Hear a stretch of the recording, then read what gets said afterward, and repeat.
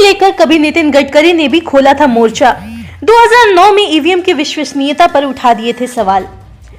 बिहार में भाजपा नेतृत्व वाली एनडीए की अविश्वसनीय जीत होने के बाद एक बार फिर से ईवीएम चर्चा में है। कांग्रेस नेता दिग्विजय सिंह ने ईवीएम फ्रॉड का मुद्दा उठाया है। ऐसे में बीजेपी का कहना है कि अपनी हार के बाद कांग्रेसी नेता बौखला गए हैं, इसलिए ईवीएम पर दोष मढ़ रहे हैं। हालांकि आज भले ही बीजेपी कांग्रेस के आरोपों का मजाक उड़ा रही हो, लेकिन ईवीएम पर अविश्वास का सबसे पहला दावा उसी के खाते में है। जी हाँ, साल 2004 के लोकसभा चुनाव के बाद से ईवीएम का इस्तेमाल भारत में चुनाव कराने के लिए हो रहा है।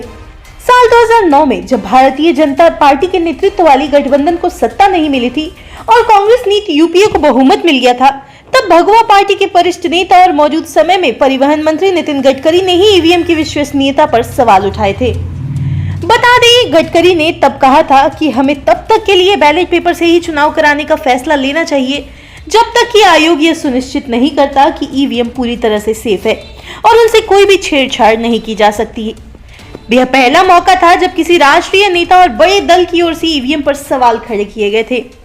इतना ही नहीं, भारतीय जनता पार्टी ने तब कई संगठनों की मदद से ईवीएम मशीनों के साथ की जाने वाली कथित धोखाधड़ी को लेकर देश भर में अभियान भी चलाया था। बताते चले, लालकृष्ण आडवाणी ने तो बीजेपी नेता जेवीएल नरसिम्हा राव की किताब democracy at risk, can we trust over EVM machine की भूमिका भी लिखी थी।